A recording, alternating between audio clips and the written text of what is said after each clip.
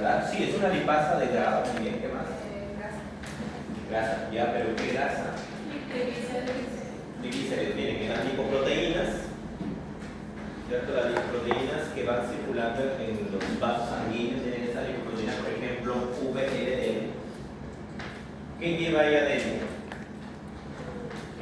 ¿Qué contenido lleva adentro de colesterol y triglicéridos? ¿No? Miren, colesterol y triglicéridos. Entonces, para que deje ácidos grasos de los triglicéridos tiene que haber una lipoproteína lipasa. ¿Qué hace la lipoproteína lipasa? Rompe sus triglicéridos, se liberan ácidos grasos y esos ácidos grasos pasan a tejidos como tejido adiposo y músculo esquelético. Son tejidos hepáticos. Entonces, la lipoproteína lipasa es altamente importante en nutrición. Lipoproteína lipasa. ¿Sí? Muy bien. Luego tenemos a la HMG-CoA reductasa. A ver, ¿quién recuerda a esta enzima? ¿Para qué servía? Para la síntesis endógena de colesterol. Recuerda. Acetil-CoA. ¿Cierto? Luego siguen varios pasos. Ahí había una enzima importante. ¿Cómo se llamaba? La HMG-CoA reductasa. Esa enzima ayudaba a la formación de colesterol. Aproximadamente el 75% del colesterol del cuerpo se forma por esta vía. 75%. O sea, quiere decir que nosotros de la dieta vamos a incorporar el 25% de lo que necesitamos de colesterol. Tengan en cuenta eso. La HMG-CoA reductasa, ¿para qué sirve? Para formar colesterol endógeno en el cuerpo humano. De todo lo que necesitamos, el 75% se forma mediante esta ruta. Y el otro 25% viene de la dieta. Entonces hay que tener cautela con los excesos, ¿no? Así tenemos muchas personas que dicen, no, pues 4 o 5 huevos diarios para que pueda tener músculo. Si usted le hace hacer esa recomendación a una persona que tiene riesgo cardiovascular o tiene historial de alto nivel de colesterol, no va a tener resultados buenos, más bien lo va a perjudicar. Entonces, claro, la persona puede entrar a un mundo fitness, pero ha habido casos que entran al mundo fitness y terminan muriéndose desmayados. O deportistas que estando en plena actividad física se mueren, ¿cómo se llama eso? Se desploman. ¿Cómo se llama el término? ¿Se descompensan? Se descompensan y mueren por altos niveles de lípidos, que no es por un tema de dieta exclusivamente, sino por genética. Entonces tengan cuidado con esas recomendaciones. ¿Han escuchado de las estatinas? Las estatinas inhiben a esta enzima. Son fármacos para reducir los niveles de colesterol. Las estatinas. Entonces apuntes ese gráfico que te expliqué. ¿Eso qué hace? ¿Inhiben el colesterol? Las estatinas reducen los niveles de colesterol porque apuntan a inhibir a esta enzima. Esta enzima es de la vía endógena de colesterol. Vía endógena, es decir, la vía donde nuestro cuerpo forma colesterol. ¿Okay? Pregunta, a ver, ¿están despiertos? ¿Qué nos dice por acá Analí? Camila, por Camila, cuando hablamos de la lipoproteína lipasa, ¿por qué es importante en el metabolismo?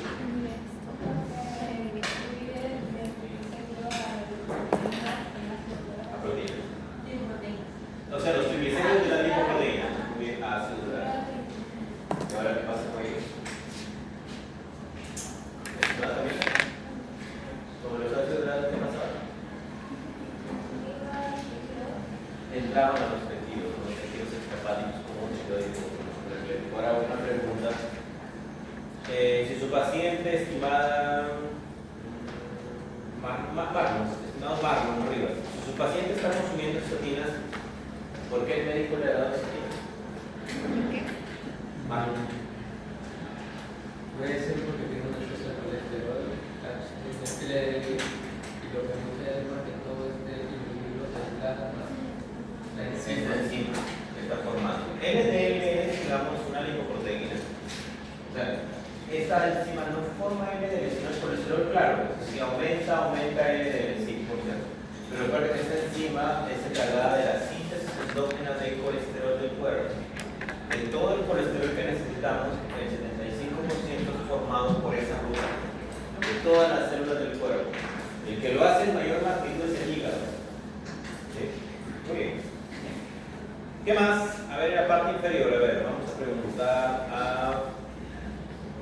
¿Cómo saco esto? A ver, Estrella Osco. ¿Qué son estas de abajo, esas reacciones de abajo? Porque son importantes.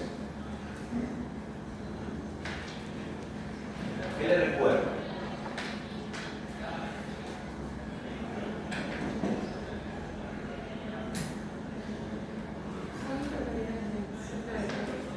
¿El ciclo de qué? Bueno, ahí hay una reacción anaperótica del ciclo de qué. Tiene razón. Anaperótica y cataperótica, ¿sí? Pero, o sea, ¿qué papel cumplen en el metabolismo?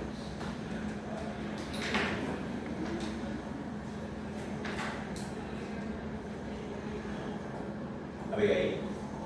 ¿Qué hacen esas reacciones? La pirodoxalfosfato. ¿La qué? Ambas reacciones, las que están ahí. ¿Qué? O sea, estamos hablando de estas reacciones de estas.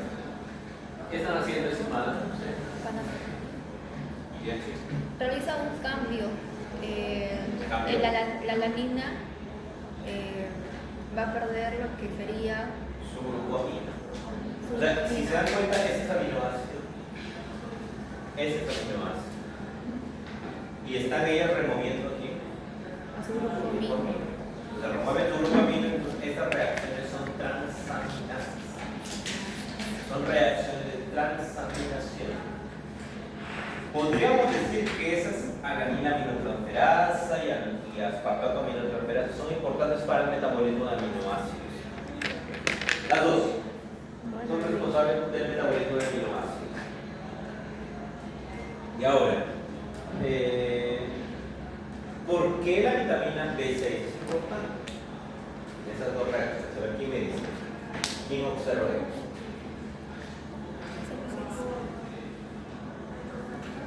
¿Ya? Muy bien, las dos requieren de piridoxalfosfato o también lo conocen como PLP. Pero también puede haber como PLP o piridoxalfosfato. Y el piridoxalfosfato deriva de la B6. Está bien, B6. Entonces, ahí está tallado el papel de las vitaminas con la B6 para ayudar al metabolismo de aminoácidos.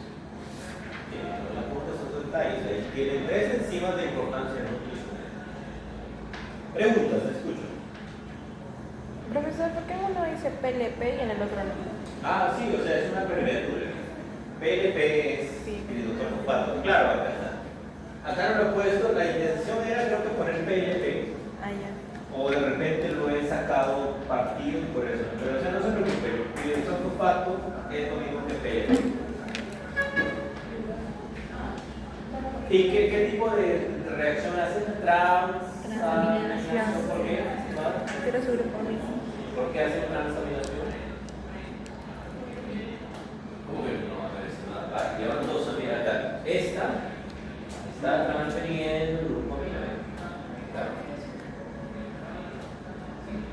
A la otra manera. O sea, son reacciones de transaminación. Transaminasas, por eso le llaman. Muy bien. Dígame, la función de la B6.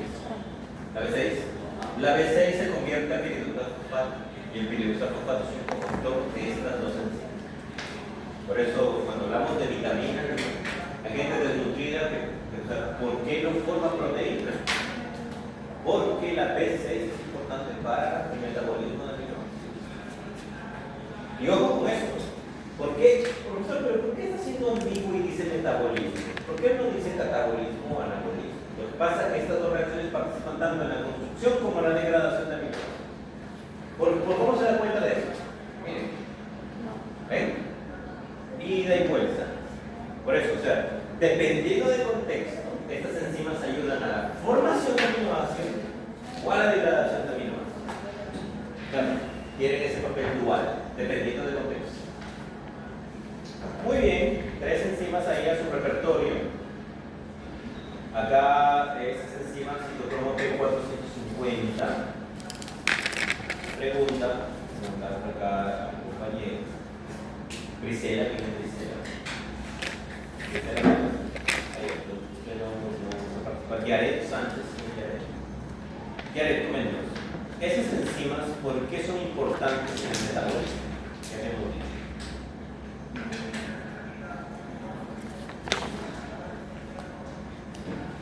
¿Por qué son cruciales?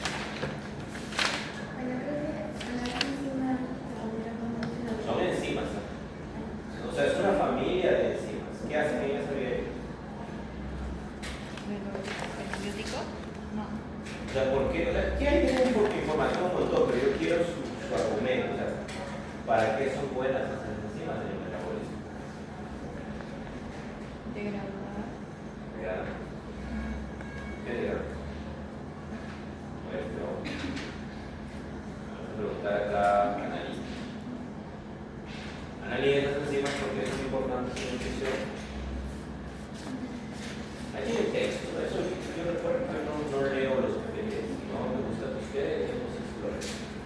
¿Qué pasó acá? ¿Por qué salió eso? El control creo que. Control. Exacto. Ahí está. Helio, con esa información, ¿no?, que usted ve ahí en esos textos, ¿qué podría decir de esas enzimas? ¿Para qué son importantes en nosotros? Formación de grupo de filiales, soporte, por acá. Grisela, Camila Morales. Camila Morales, estas enzimas, ¿por qué son importantes en nutrición? ¿Qué hace? ¿Qué pasa si alguien consume, por ejemplo, una cebolla china con insecticidas? ¿Han visto esa cebolla china que salió por ahí? ¿Vieron esto de cebolla china con...?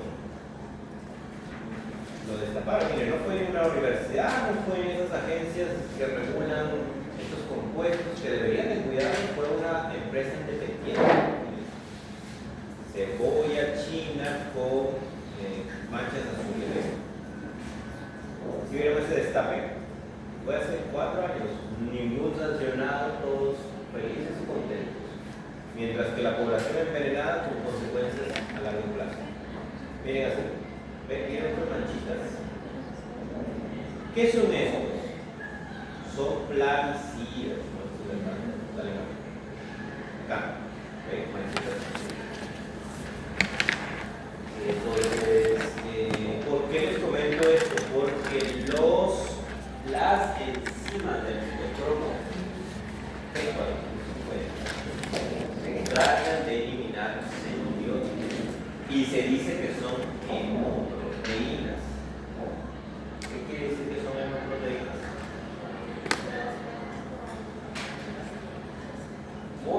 Tiene un grupo hemo y el grupo hemo tiene hierro. Entonces, están ustedes ahorita reaprendiendo, ¿no? De repente le dijeron, no, el grupo hemo es solamente para la sangre. Incorrecto. El grupo hemo es parte de proteínas como la citocromo P450 que se encargan de eliminar xenobióticos.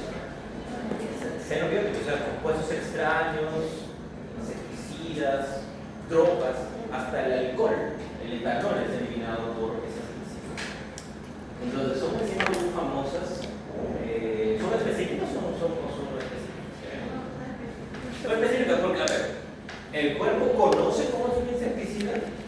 No, o sea, por eso tiene que tener cierta flexibilidad, o sea, cierta, como que ve que es algo extraño, pero no es que se enfoca a decir, no lo recuerdo muy bien, no lo saludo. No, o sea, sí tiene que tener esa flexibilidad para poder reconocer una sustancia extraña, ¿no?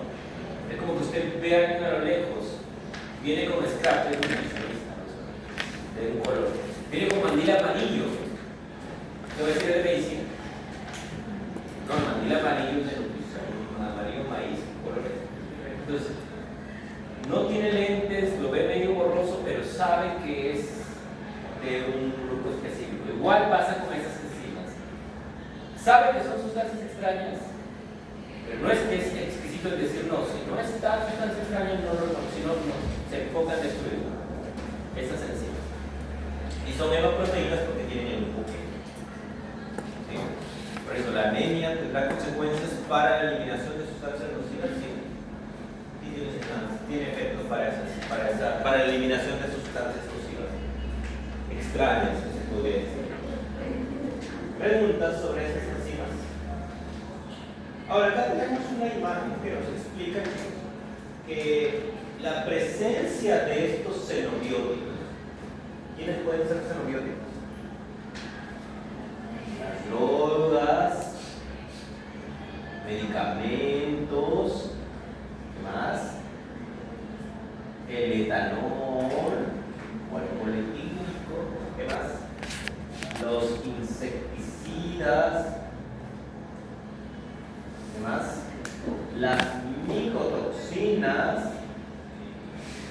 micotoxinas son muy peligrosas. Los xenobióticos, estos componentes extraños, ingresan a la célula, bien. Ingresan a la célula, son recibidos por receptores. ¿Y saben lo que hacen ellos? Ellos inducen, por medio de mecanismos intracelulares, inducen a la expresión del gen CYP. A ver, ¿quién me dice qué es ese gen CYP? A ver, deducción de ¿qué es el gen CYP? Dicen que el xenobiótico induce a la expresión del gen CYP. A ver, deducción sobre esta imagen.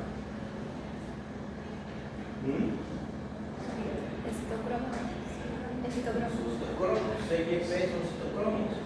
Entonces nos dice que el xenobiótico cuando ingresa a la célula hace que se forme más citocromo P450.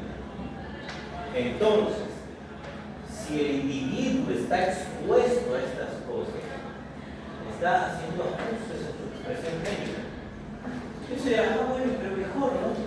Viene el xenobiótico, hace que se forme el citocromo P450, que son nuestros héroes, uno podría decir.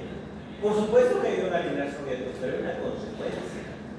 Se forma la proteína, ¿no? P450, se formó, porque estamos diciendo que se expresa. Lo que pasa es que ella sí elimina xenobióticos, pero accidentalmente puede liberar sustancias cancerígenas o también los famosos virus.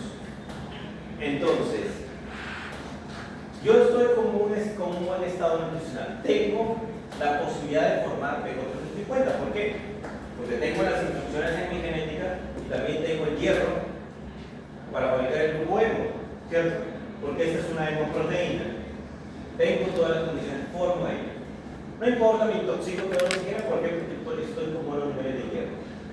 Mi P450 me va a rescatar, pero ella, sus buenas intenciones no son suficientes. Ella puede hacer su trabajo, pero accidentalmente se le escapan cosas, por ejemplo, formar sustancias cancerígenas, formar especies residuales. Ese es el mecanismo bioquímico de por qué los insultos ambientales provocan deterioro a nivel celular. Usted puede estar dando una buena alimentación, usted se preocupa por eso. Anemia.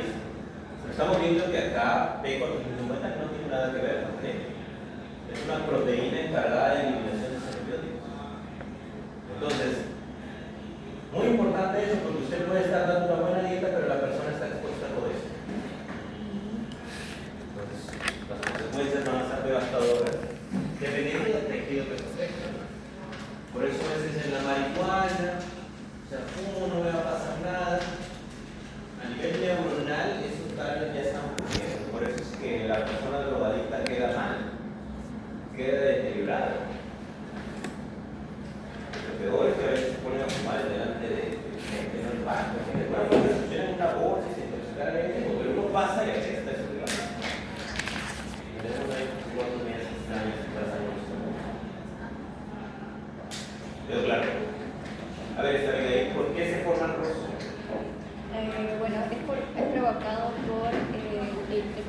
antibiótico llega a su organismo y provoca mayor cantidad de citocromo P450 y esto en un exceso lo que va a provocar es el ROS y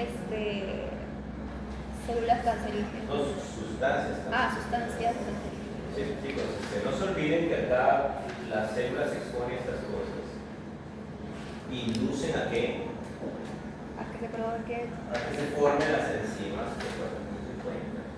Ellas nos ayudan, pero pueden accidentalmente formar. No malinterpreten, o sea, ellas nos ayudan. Yo estoy diciendo que ellas cumplen una función de eliminar, pero accidentalmente se transforman esas cosas. ¿Dónde? En nutrición, ¿cómo lo vemos eso? En la carne de la parrilla. La carne de la parrilla tiene cosas quemaditas. Ese quemadito tiene un componente que es metabolizado por citocromo P450, pero accidentalmente se pone un componente cancerígeno. Entonces, la carne de la parrilla no es que coma diario, por supuesto, pero sí tenga en cuenta de que es un método de cocción muy invasivo para el nutriente.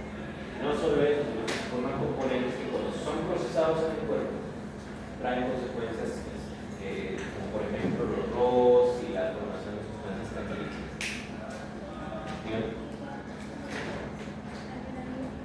Acrilamida, claro, las papas. Ese es un xenobiótico también.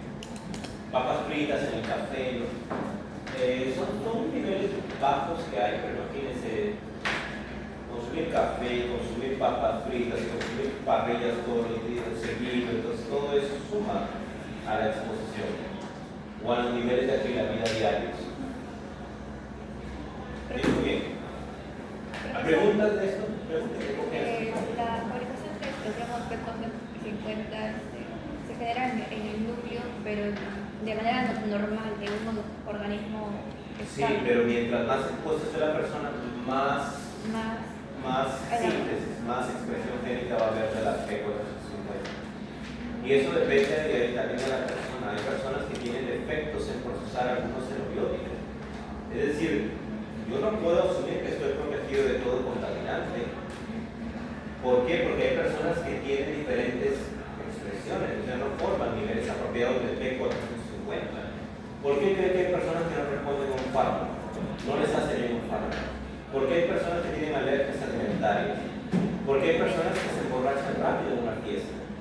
Porque no metabolizan rápidamente al P450. No forman al P450 apropiadamente. O es muy lento. Pero porque hay personas que comenzaron con poco alcohol y después resisten jornadas altas de borrachera. Porque inducieron a la expresión. Adaptación metabólica se llama eso. Entonces hay todo un mundo detrás. Si yo miro mucho esta proteína, no tengo tiempo para estudiarla, es muy compleja. Hay investigadores que la estudian a nivel genético, es muy, muy interesante. Sería muy bueno estudiar a nivel de pelo, por ejemplo, cómo se metaboliza la acrilamida, cómo se metaboliza estos insecticidas de la cebolla china. Sería muy interesante estudiar. ¿Cuál? ¿El hierro qué función tiene ahí con el P450?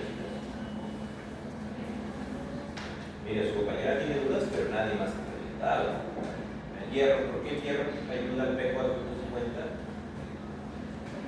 Porque el hierro me ayuda a formar hemo.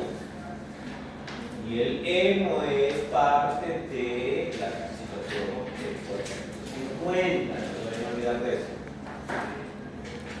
Muy bien.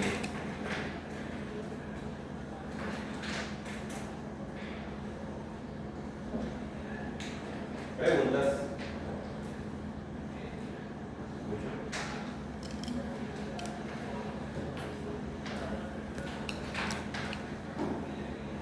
Muy bien. Entonces, otra escriba por acá. Fíjense ustedes que a veces cuando se licúa la manzana se pone de color negro. O el arándano no se pone negro. Se malogra. Manzana licuada o jugo.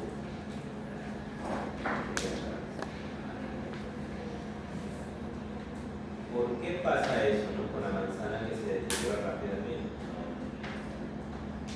Una manzana manzana, lo tiene la manzana, la licúa y se oscurece rápidamente. ¿Por qué se oscurece rápidamente cuando se licúa la manzana? O aparecen unas manchitas de manchitas amarillas. ¿Por qué? Melanina, y esa melanina, sí, tienes razón. Hay alimentos que tienen polifenoles, sustancias aromáticas.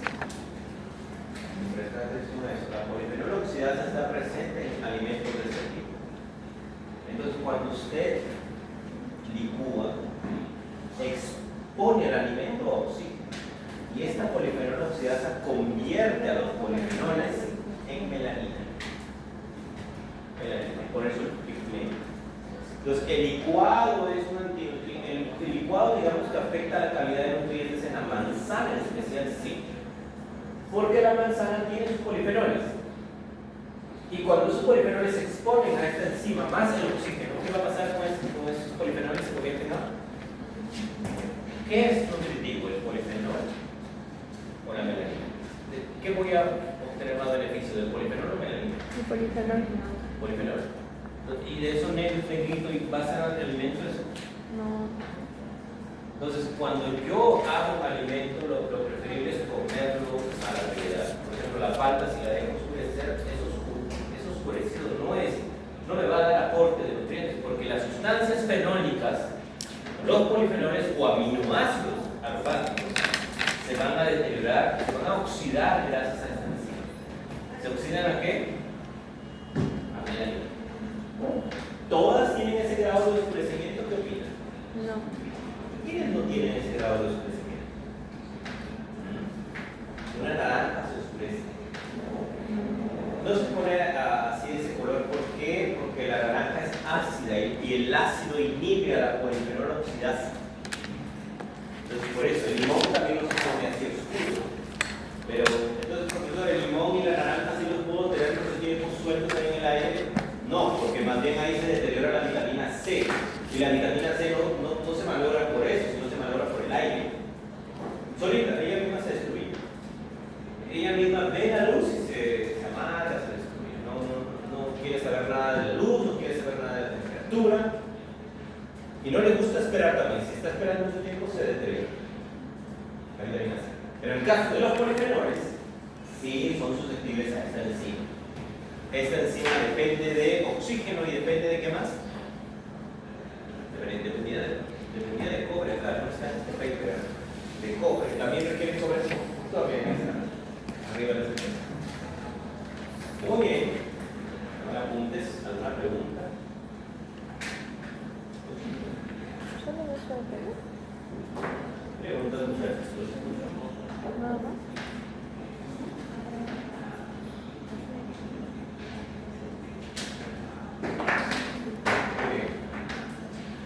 Sí, estamos aprendiendo ya varias enzimas, por ejemplo, oxidasas, cromo P450 y estas tres de edad.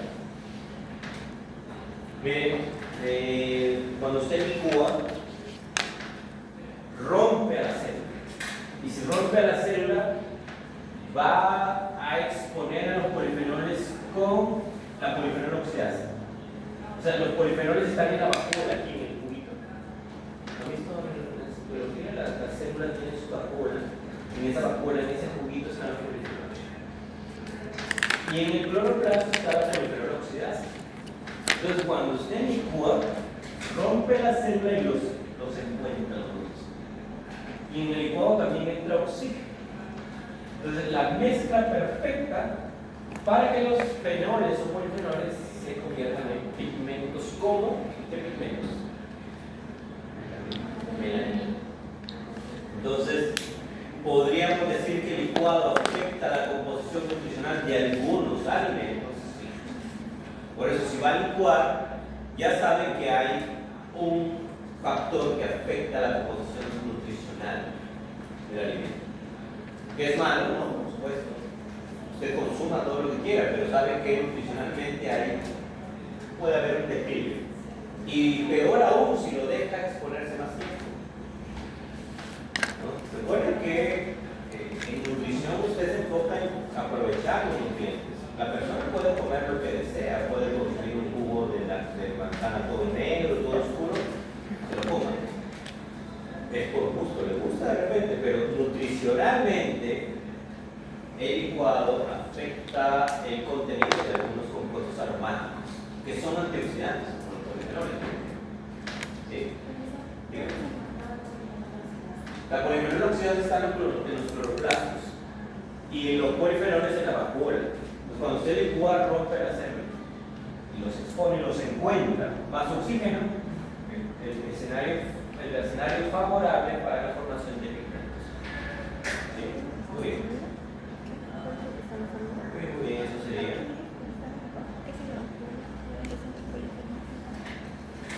Preguntas hasta acá, los escucho. Consultas. La vacuola y la enzima. Uno del té. La palta recién abierta. Eso es el cloroplasto. Y por eso es que ustedes a la palta le echan limón. El limón inactiva a la polifenol oxidante. Es un mecanismo protector. Pero la vacuola Por es la- polifenol, ¿no? ¿Segura? O algunos lo tapan con una bolsita para que no se exponga mucho oxígeno. El enemigo es el oxígeno. Sí. Muy bien, igual el arándano, ¿no? El arándano tiene un montón de antioxidantes. Si usted licúa arándano, no mete jugo de arándano, se pone oscuro, rápido y seco. Se asienta todo. Entonces, mejor es en ensalada. El pigmento, la melanina. Bueno, esta parte ya había visto de repente en algún momento. ¿Qué tenemos en esta imagen? Las partes de la enzima. ¿Para qué sirve el sitio alostérico? Preguntar. Robles Méndez. ¿Quién es Méndez? Mel, ¿para qué sirve el sitio alostérico de una enzima? El sitio alostérico.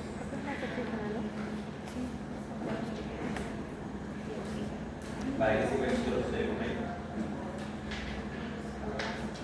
¿Ah? ¿No? ¿Conoce a ver a alguien por ahí voluntario el sitio alostérico? ¿Para qué sirve el sitio alostérico por ahí?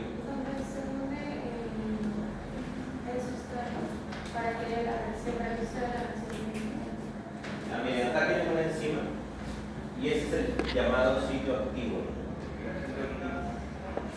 Y ese sitio activo tiene dos partes, un sitio fijador y un sitio catalítico. El sitio fijador es donde cuando entra el sustrato, vamos a poner algo más grande, o sea, el sustrato ingresa aquí a ese sitio activo y el sitio fijador se encarga de acomodarlo, de que ingrese apropiadamente. Y este sitio catalítico, que son aminoácidos también, se encarga de llevar a cabo la reacción, o sea, hundir por acá o pegarlo con otra cosa. Entonces, todo este hueco, por así decirlo, esa negrura es el sitio activo. O también le llaman centro activo en algunos libros.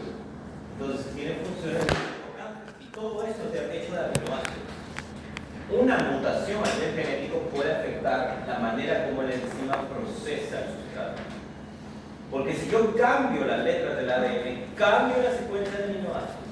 Y si cambio la secuencia de aminoácidos, puedo afectar el tipo de aminoácido que está acá. Entonces, puedo afectar cómo la enzima procesa el sustrato. Muy bien. El dominio estructural, ¿qué es? Su cuerpo, su coraza. Y ese sitio alostérico es un lugar especial.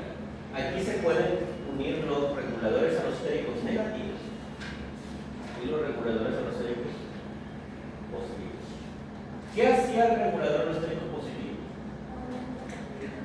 Aumenta la afinidad de la enzima por su sustrato. Y el regulador alostérico negativo, cuando se une a ese sitio alostérico, hace que la enzima pierda la motivación por el sustrato. Reduce la afinidad. Entonces, ¿qué es un sitio alostérico? Es un lugar en donde yo puedo unir a reguladores. Una analogía sería que ese sitio alostérico hay un botón de encendido y apagado. ¿Cierto? Muy bien. Eso sería básicamente, es parte de una enzima. Todas las enzimas tienen ese sitio alostérico proteína. Todas tendrán ese sitio alostérico. No todas. Algunas tienen su sitio alostérico, especialmente las más regulables. Las más regulables sí tienen su sitio alostérico. Por ejemplo, una enzima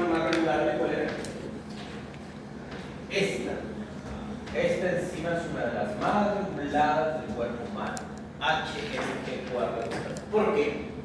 Porque es la responsable de formar el 75% de todo el colesterol que necesitamos.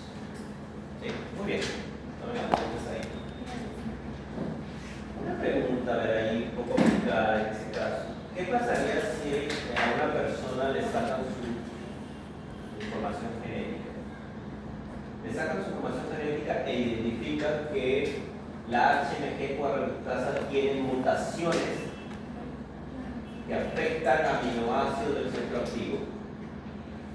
Les hago una pregunta. ¿Esa mutación que afecta aminoácidos del centro activo va a ser perjudicial o va a ser beneficiosa? ¿Qué opinan? O sea, piensen críticamente. Si el texto les dice, ¿no? Se identifica una mutación en esa persona que afecta aminoácidos comprometidos en el sitio activo. No le da más información, solo le da esta ahí. Afecta aminoácidos comprometidos en el centro activo. ¿Será beneficioso o perjudicial? ¿Qué opinan ustedes? ¿O cuál de los? ¿Qué opinan ustedes? ¿Qué opinan de la opinión? Si, por ejemplo, la mutación afecta a un aminoácido de quiere decir que este aminoácido antes era cargado positivamente, pero la mutación hizo que ese aminoácido ya no tenga carga. ¿Aló? Una mutación, chicos, puede ser ganancia de función, pérdida de función o indiferencia. Cuando ustedes escuchen que hay una mutación, no significa que va a ser malo siempre. Algunas veces significa ganancia de función. Es decir, que no haya una carga aquí, la enzima va a estar más motivada, de repente va a aumentar su afinidad por esos cargas. Pero también la mutación puede ser indiferente. Es decir, que esté allí no ha afectado en nada la función de la enzima. Entonces, no se olviden, por favor, cuando se hace un análisis genético se habla de mutaciones. Esta persona tiene mutaciones aquí y acá, pero una mutación no siempre significa que se pierde función. También puede referirse a que se gana función. O también algunas veces que es indiferente. ¿Sí? No me la comenta eso que está bien. Pregunta, los escucho. Pregunten, chicos. Profesor, Dígame. ¿podría repetir eso de mayor y menor afinidad que mencionaron en el ¿De citológico? dónde? ¿Del ciclo estérico? Creo que sí. Ciclo estérico es un lugar en donde a la enzima le pueden prender o apagar su función. Es un lugar donde hay un botón de prendido y apagado. Entonces pueden haber sustancias estimadas que se unen aquí y son reguladores alostéricos positivos. ¿Qué quiere decir? Cuando se unen, la enzima aumenta su potencia. Pero hay reguladores alostéricos negativos que cuando se unen, la enzima se descarga. Pierde su potencia. Pero ¿dónde se unen estos buenos o malos? En su sitio alostérico. Es un sitio muy sencillo.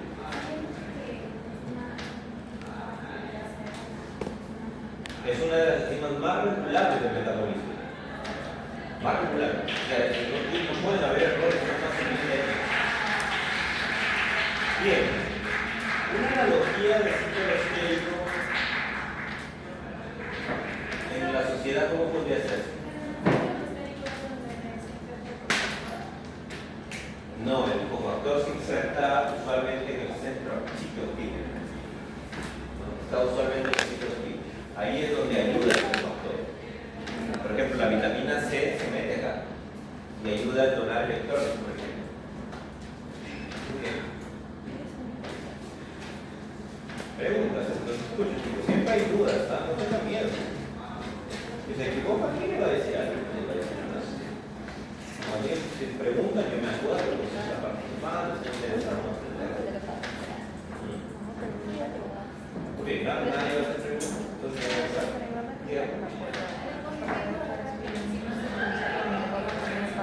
Sí, y el término es regulador alostérico positivo, que va a hacer que la enzima aumente su actividad, y regulador alostérico negativo es cuando la enzima pierde su actividad. Es como que a nosotros nos hablan de algo que nos apasiona, entonces eso es un regulador alostérico positivo. Nos hablan de algo que nos aburre, es un regulador oxídico negativo. Este curso de repente es un regulador oxídico negativo para muchos. Pero de repente algunos, el regulador oxídico positivo va a ser dietética o fisiología del ejercicio. Entonces tienen diferentes preferencias. ¿Cuál es la? Pasa en humanos, pasa a nivel molecular. Muy bien, sigamos. El KM. A ver, es un repaso ya más o menos. Recuerden eso del KM. A ver ahí. ¿Qué observamos ahí? Aquí se tiene un experimento. Aquí, por ejemplo, vamos a ver este paciente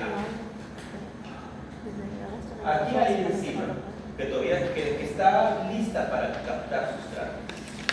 Va aumentando la concentración de sustrato. ¿Está satisfecha la enzima? Todavía tiene espacio, todavía. Sigue aumentando la concentración de sustrato. Está saturada la enzima. Está saturada la enzima. Ya se saturó, ya llegó a su velocidad máxima, ya no da para más. Pero, o sea, no es que la va a inhibir nada, sino que ella va a procesar los sustratos y va a ir formando productos. Pero así el aumento del sustrato va a aumentar más su velocidad. Miren acá. Así aumenta el sustrato, va a aumentar más su velocidad. No, porque ya llegó a su punto de saturación. Ya se saturó. Ya no va a tener más velocidad máxima. Analogía humana, nosotros empezamos el semestre. Y no nos han dejado ni una tarea. Acá nos dejan tareas. 2.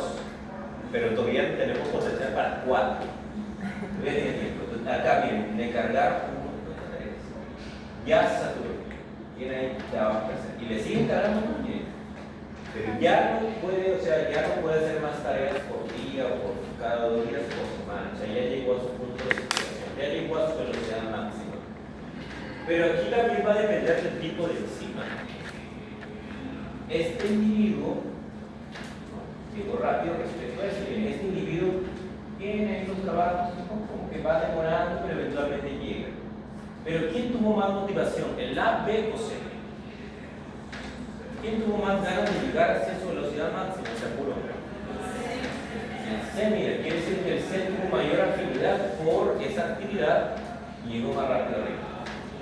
Entonces, cuando se habla de KM, el que tiene mayor afinidad tiene un menor KM. ¿Qué es el KM? ¿Cómo lo calculo? Velocidad máxima sobre 2, ¿se acuerdan? Ahí está.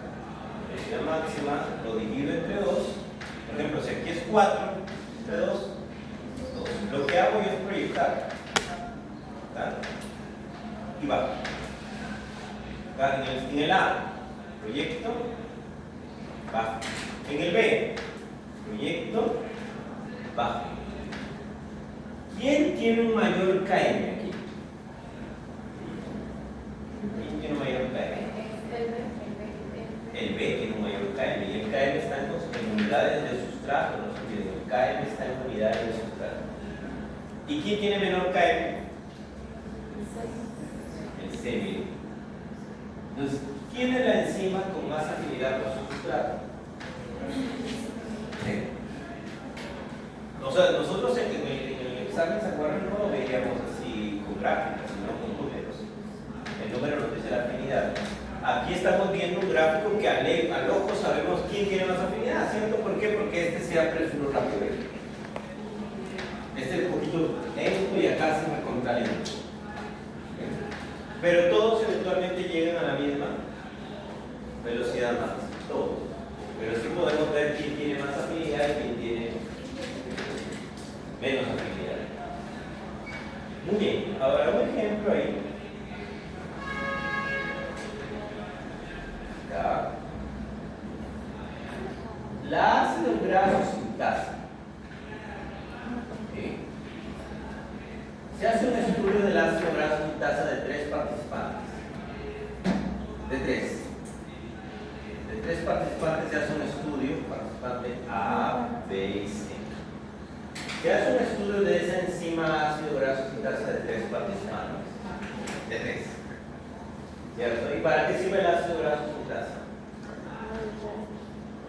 para la síntesis de ácidos grasos, ¿cierto? No se ve. Ácidos grasos. Entonces, se tienen estos valores de KM. Tienen estos valores de KM, por ejemplo, acá vamos a poner 12. La pregunta es, en ese estudio, ¿qué persona va a ser más rápido o quién va a tener más riesgo de obesidad o de sobrepeso? ¿La sé? A ver, reflexionen y yo les voy a preguntar.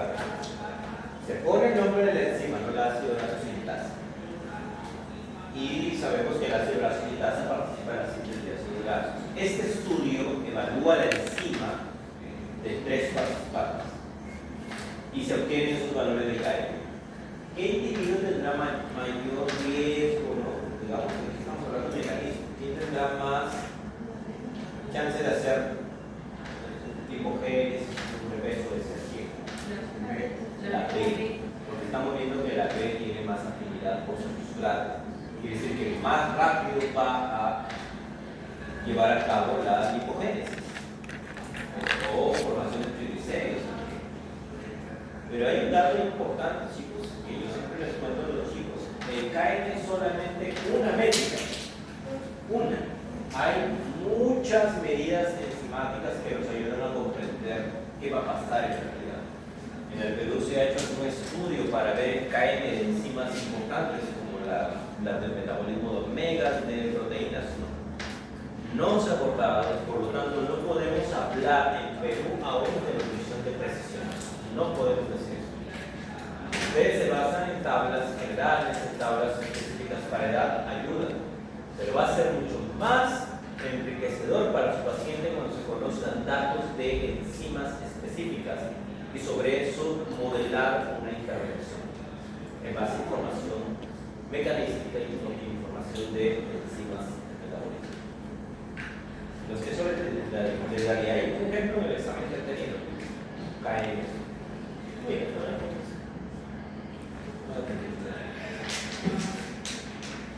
les puedo poner en el examen otro ejemplo, por ejemplo, de la lipasa. No les puedo poner un ejemplo de la glucógeno-sintasa, de la glucógeno-fosforilasa, de la HMG-CoA-reductasa, de la lactato-deshidrogenasa, de la exoquinasa de la glucólisis. Otro ejemplo de Profesor, era mayor afinidad con KM. cuando hay mayor afinidad con KM menor, es inversamente proporcional. Mayor afinidad, menor KM. Pero recuerden que hay otras medidas como velocidad, hay este CACAC. CACAC es el número de recambio. ¿Cómo entiende eso? ¿Cómo lo entiende? ¿Cómo lo explicaría? El CACAC, constante catalítica. ¿Qué se refiere? Profesor, una consulta. ¿Qué pregunta hizo? O sea, porque sí he entendido eso de que De la ciudad. menor KM más afinidad, pero ¿cuál fue la pregunta que formuló para...? Sobre la ciudad habíamos dicho de que, a ver, la pregunta era, ¿quién de los participantes iba a tener más riesgo de desarrollar hipogénesis, obesidad, sobrepeso? ¿Por qué pregunté eso? Porque el ácido graso sintasa es una enzima de la lipogénesis. Quiere decir que si en esos participantes yo encuentro que su enzima tiene más afinidad para la lipogénesis, entonces más riesgo de obesidad. Entonces el paciente C va a tener menor afinidad y tendría menor El riesgo paciente de... sea así es, va a ser menor afinidad, o sea, va a tener esa enzima que Menor riesgo va a tener. menor riesgo de tener esta obesidad sobrepeso. Pero es una parte del panorama. Lo ideal sería estudiar varias enzimas del metabolismo de lípidos, eso sería lo ideal. Esa idea está permanente, o sea, nosotros cada vez en la universidad estamos adquiriendo equipamiento, conocimiento, experiencia en estudiar estas cosas. Y esta motivación dura 5 años. Entonces, en cualquier momento vamos a comenzar a investigar en personas enzimas específicas. Con la primera que vamos a buscar, que es la que siempre tenemos curiosidad, es de los omegas. Los omegas son diferentes metabolismo y pregunto sé que hemos estudiado hasta ahora de cómo metabolizan los omegas. Se habla de frutos secos, pescado, pero no se sabe cuánto metabolizan. Siempre se habla de anemia, pero el gobierno debe saber que hay otros nutrientes también afectados. ¿Sí? Por acciones sencillas que hay personas con mayor predominancia a lo que es la acumulación de grasa respecto a otras. Así es, se les podría explicar por qué. Porque hay obesidad resistencia al tratamiento. Entonces, estimado, eso es solamente un panorama. Lo ideal sería estudiar un panel de enzimas. Médicamente podrían decir usted, mira, haz estas pruebas para esas 4 enzimas y sobre eso entras a su consultorio nutricional y se decide qué hacer. Entonces sería muy interesante. Muy bien. Ahora apuntes. ¿Alguien más alguna pregunta? ¿No? Aquí miren, ¿quién tendrá más KM? Mayor KM. AB. B tiene más KM acá. ¿Y quién tiene menor afinidad? A o B. B tiene menor afinidad. ¿Sí? Muy bien. Condiciones óptimas. Ya saben cuáles son las condiciones óptimas para cada enzima. Va a depender la temperatura, el pH. Pregunta: ¿por qué la temperatura afecta la actividad de la enzima? ¿Por qué? ¿Cuál? ¿Se acuerdan que les explicaba ahora cuando representábamos estructuras? ¿Qué pasa con la temperatura? ¿Qué puede hacer la temperatura? Desnaturalizar. O sea, bien, estructura terciaria o cuaternaria. Si yo le agrego temperatura, rompo las interacciones y la puedo regresar a una estructura secundaria o primaria. O sea, puede regresar, puede otra vez regresar, pero no todas las enzimas tienen ese chance de ser reversibles. Algunas se desnaturalizan de manera irreversible. Ya no hay marcha atrás. Por ejemplo, las proteínas del huevo. ¿Usted fríe un huevo y lo puede regresar a un huevo normal? No. Eso es una desnaturalización irreversible. Y eso explica por qué las fiebres se tienen que tratar. Si hay una fiebre que pasa a los 40, voy a desnaturalizar las enzimas del metabolismo. Por eso la persona puede morirse. ¿Ten en cuenta eso? ¿Y el pH? También. El pH, las cargas. O sea, el pH, recuerden que ¿qué aumenta en el pH? O sea, ¿qué cambia? La concentración de protones. También cambia la concentración de OH. Y esos son cargados. Vamos a cargas. Y eso puede afectar aminoácidos del centro activo, que pueden estar cargados positivamente o cargados negativamente. O sea, los malogros su carga. Entonces, ¿el pH afecta la función de las enzimas? Sí. ¿Las desnaturaliza? Por supuesto, también el pH las desnaturaliza. Por ejemplo, el ácido del estómago desnaturaliza proteínas. Pero incluso cambios pequeños de pH pueden afectar el centro activo. Por eso es muy importante esto. El pH es muy, digamos, influyente en la actividad enzimática.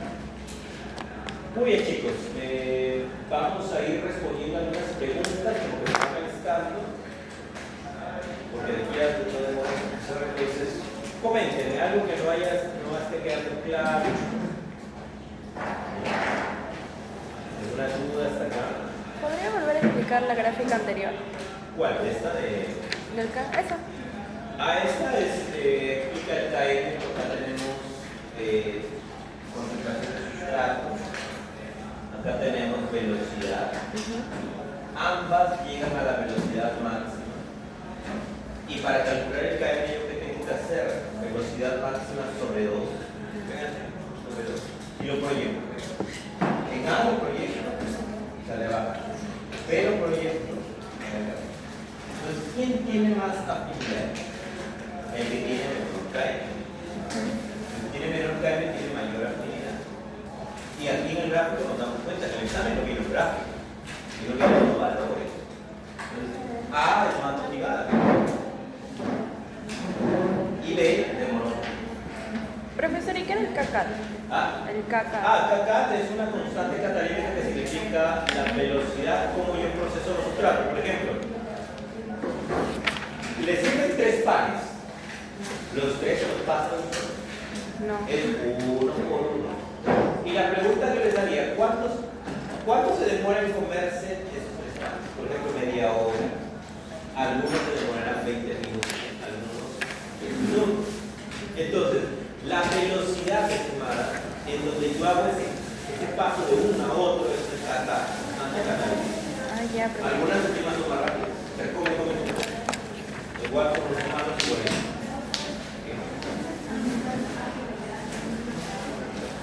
A menor afinidad encima, como que le da flojera agarrar su sustrato y no está tan motivada. Pero tiene más afinidad, rápida. Mira. Pero es solo una parte de lo que se mide.